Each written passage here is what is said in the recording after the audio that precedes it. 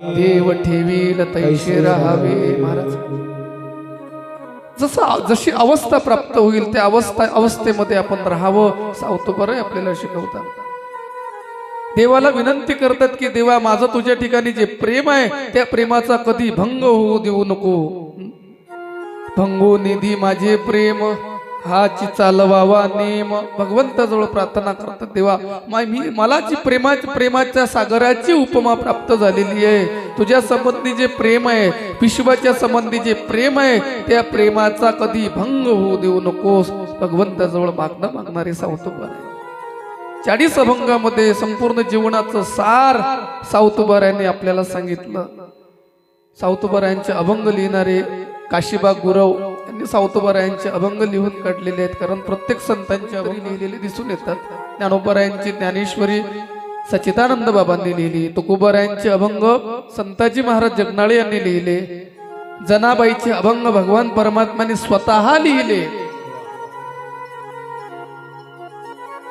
तसेच सावतोबारायांचे अभंग सुद्धा त्या गावामध्ये असलेले काशीबा गुरव त्या काशीबा गुरुवांनी सावतोबारायांच्या त्या अभंगाचं लेखन केलं. ते सुद्धा एक संत होऊन गेलेले आहे. या प्रकारे जीवन जगत असताना पंढरीची वारी करत असताना त्यांच्या शरीराला एक प्रकारची क्षीणता आली.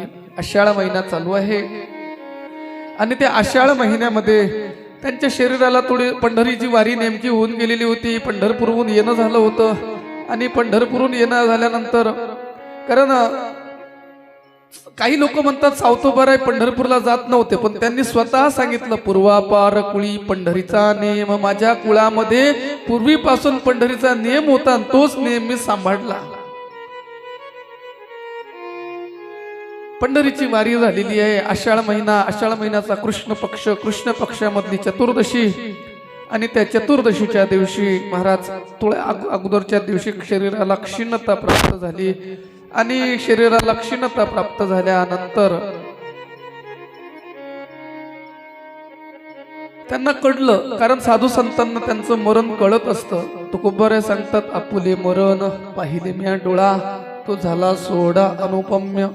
त्यांना कधी जावं लागतं हे त्यांना कळतं. यावंही लागणं त्यांच्या हाती आहे आणि जावंही लागणं त्यांच्या हाती आहे. जीवाचं तसं नाही. जीवाला या ठिकाणी यावं लागतं.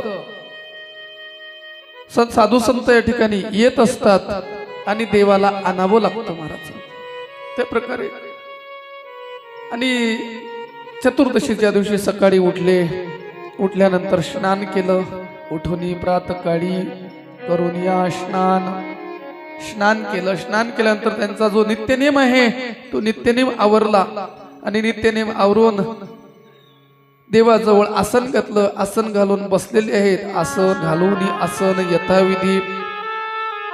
त्यानंतर काय केलं, त्यांचा देह ज्वराने तापलेला होता आणि मनामध्ये भगवंताची आस होती की आता भगवंताचं आणि माझं मिलन होणार, मी भगवंताच्या स्वरूपामध्ये एकाकार होणार, अशी भावना त्यांच्या अंतःकरणामध्ये निर्माण झालेली आहे. आणि ते सुद्धा एक प्रकारचे योगी होते. योगी असल्या कारणाने त्यांनी आसन मांडलं. आसन मांडल्यानंतर काय केलं, प्राणायाम साधला आहे. प्राणायाम केला. प्राणायाम करून जो कुंभक नावाचा, कारण प्राणायामामध्ये 3 प्रकार सांगितलेला आहे, रोचक, कुंभक आणि पूरक. त्यापैकी त्यांनी कुंभक केला म्हणजे त्यांनी आपल्या प्राणाचा निरोध केलेला आहे. प्राण थांबून ठेवलेला आहे. कुंभक साधीला वायू निरोधीला मूळ तत्वी. जो वायू आहे तो वायू त्या वायूचं जे मूळ तत्व आहे त्या मूळ तत्वाशी तो वायूचा निरोध केलेला आहे. महाराज स्वतः ते सांगायला लागले की त्या वर्षी शालिवाहन शके 12 आणि मन्मथ नावाचं संवत्सर होतं. आताही याही कारण शकामध्ये आणि इसवी सन मध्ये 72 वर्षाचा 72 ते 74 वर्षाचा फरक आहे. आता सध्या इसवी सणाचा विचार केला तर इसवी सन कोणतं चालू आहे, 2024. आणि शकेचा जर विचार केला तर शक कितवं चालू आहे, शके 1946. त्यावेळेला शके 1912 होतं आणि त्या 1912 मध्ये मन्मथ नावाचं संवत्सर आहे. आता सुद्धा क्रोध नावाचा संसार आहे. प्रत्येक 60 वर्षांनी संसार बदलत असते. म्हणजे 60 संसार आहेत. प्रत्येक वर्षाला नवीन नवीन अशा प्रकारचं संसार असते आणि पहिलं संसार 60 वर्षानंतर येत असते. तसं मन्मथ नावाचं संसार आहे आणि त्या मन्मथ नावाच्या संसारामध्ये आणि महाराज ग्रीष्म ऋतू आहे. आषाढ महिन्यातली शुद्ध चतुर्दशी आहे. त्याच वेळेला सहस्त्रकर म्हणजे सूर्य उदयाला आलेला आहे आणि अशा अवस्थेमध्ये अशा वेळेमध्ये सावतोबाराय भगवान पांडुरंगाच्या चरणावर विलीन झाले. सावता पांडुरंग स्वरूपी मिनला देह समर्पिला ज्याचा त्याशी. महाराज सावतोबाराय या प्रकारे भगवंताचं नामचिंतन करत योग साधना करत आणि हा देह या देहावर कोणत्याही प्रकारची आसक्ती न ठेवता जीव जो आहे तो भगवंताकार केला, भगवंताच्या चरणावर समर्पित केला आहे आणि देह ज्याचा होता त्याला समर्पित केला. देह कोणाचा आहे? देह पंचतत्वाचा आहे. त्या पंचतत्वाला हा देह समर्पित केलेला आहे आणि या प्रकारे त्यांनी आपली समाधी स्वतः समाधीचं चिंतन स्वतः सांगितलं की मी या प्रकारे वैकुंठामध्ये गेलेलो आहे, या प्रकारे भगवंताच्या स्वरूपामध्ये मी प्राप्त झालो. तसं जगद्गुरु तुकोबाराय सुद्धा स्वतःचं निर्वाण सांगताना सांगतातच, कुडी सहित झाला गुप्त तुका.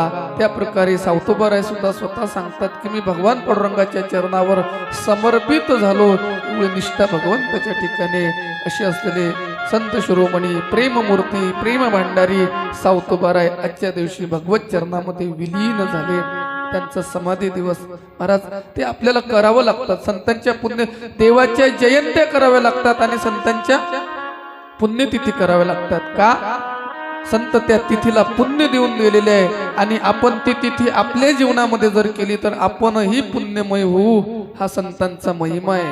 कारण त्यांच्या नावाचंही ते सामर्थ्य आहे. पुण्यवंत व्हावे घेता सज्जनांची नावे. त्या साधू संतांचं नाव जरी घेतलं तरी मनुष्य पुण्यवान होतो. नुसतं सावता महाराज सावता महाराज सावता महाराज म्हटलं तरी पुण्य प्राप्त होते. सावता महाराजाचं नामचिंतन केलं तर भगवंताची कृपा होते.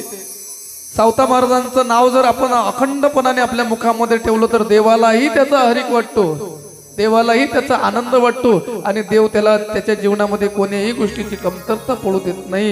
हे संत ऐसा संतांचा महिमा झाली बोलायाची सीमा. अशा प्रकारे संत शिरोमणी सावता महाराज आणि त्या महाराजांच्या पुण्यतिथीच्या निमित्तानं या ठिकाणी आपण हा उत्सव करत आहोत.